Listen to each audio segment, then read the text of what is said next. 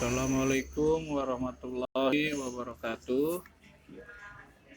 Perkenalkan, nama saya Aristo Sudarso, guru SMKN 1 Tambun Utara, mata pelajaran pemeliharaan listrik sepeda motor kelas 11 TSM 1 dan 2 dan kelas 12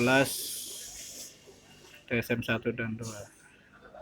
Masalah utama dalam pembelajaran siswa di kelas adalah siswa tidak betah belajar di dalam kelas.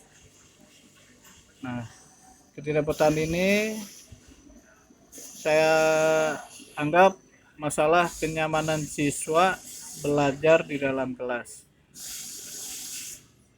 Bulan September tahun 2022. PGTK Jabar. Deskripsi masalah. Permasalahan yang dihadapi siswa di dalam belajar di kelas. Menurut Rizka Ahmad tahun 1987 halaman 28, masalah merupakan kegagalan individu dalam pemenuhan satu atau beberapa kebutuhan sehingga menimbulkan ketidakseimbangan. Menurut Nana Sujana 2004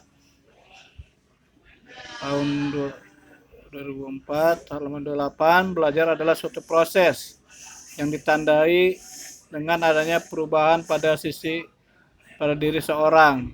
Perubahan positif itulah sebagai hasil dari proses belajar. Dengan adanya masalah kenyamanan belajar di siswa di kelas, tentunya akan mengganggu proses kegiatan belajar mengajar, sehingga pemenuhan ilmu sebagai kebutuhan siswa dan proses perubahan pada diri siswa tidak akan terjadi. Dari proses belajar dapat ditunjukkan dengan berbagai bentuk, seperti pengetahuan, pemahaman, sikap, dan tingkah laku, kecakapan, kemampuan, daya kreasi, daya penerimaan, dan lainnya yang ada atau terjadi pada individu tersebut. Jadi masalah belajar adalah suatu kondisi tertentu yang dialami oleh seorang individu siswa yang menghambat kelancaran proses belajarnya. Menurut Herman Amti dan Marjohan tahun 1991 halaman 67, masalah belajar yang dialami oleh siswa berkait erat dengan keterampilan belajar. Menurut Herman Nirwana, DKK 2002 halaman 77, keterampilan belajar adalah suatu keterampilan yang harus dikuasai oleh siswa untuk dapat sukses dalam menjalani pembelajaran di sekolah atau sukses akademik. Ya, dengan menguasai materi yang dipelajarinya dari guru. Akar permasalahan masalah kenyamanan siswa belajar di dalam kelas terjadi pada dua faktor, yaitu satu, faktor internal siswa, yaitu kurang disiplin waktu. Dapat terjadi pada siswa yang tidurnya terlalu malam, tidak disiplin dalam istirahat malam, sehingga paginya siswa mengantuk dan tidak dapat mengikuti pelajaran dengan serius, dengan fokus. Yang kedua, faktor eksternal siswa. Ini ada 3 faktor. Yang pertama, dapat terjadi karena siswa di rumah membantu berdagang atau usaha orang tuanya, sehingga saat siswa waktunya belajar di sekolah, dia harus membantu ibunya dagang ya di rumah, hingga pada saat mau masuk sekolah siswa terlambat dan dengan letih ketika belajar di sekolah karena di rumah membantu orang tuanya dan ingin cepat pulang sekolah karena di rumah orang tuanya sudah menunggu untuk membantu usaha orang tuanya. Yang kedua, faktor eksternal, kurangnya sarana dan prasarana sekolah yang digunakan guru untuk memberikan materi pembelajaran di kelas.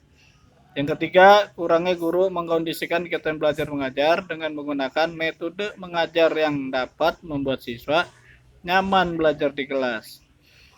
C. Alternatif solusi. Untuk mengatasi akar permasalahan yang ada, penulis akan membahas faktor eksternal siswa pada poin C, yaitu kurangnya guru mengkondisikan belajar mengajar di dalam kelas. Untuk alternatif solusi faktor internal dan eksternal siswa pada poin A dapat dilakukan dengan memanggil orang tua siswa dan memberi pemahaman pentingnya disiplin waktu agar siswa dapat mengikuti proses belajar di sekolah dengan baik. Alternatif solusi untuk faktor eksternal poin B, guru dapat menyediakan kebutuhan KWM dengan meminta bantuan Wakasek bidang sarana prasarana seperti Infokus atau alat praktek yang memadai. D. Hasil pemecahan masalah.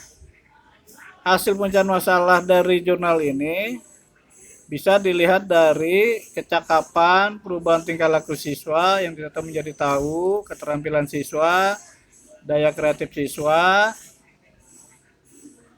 Untuk poin C, untuk poin A dan B dapat dilihat dari siswa setiap harinya sudah jarang yang tidak masuk atau bolos dan terlambat karena dari rumah orang tua sudah mengingatkan anaknya bahwa sudah waktunya anak tersebut harus berangkat ke sekolah dan belajar ke sekolah sampai jam ke-10 atau jam 3 sore dari sekolah.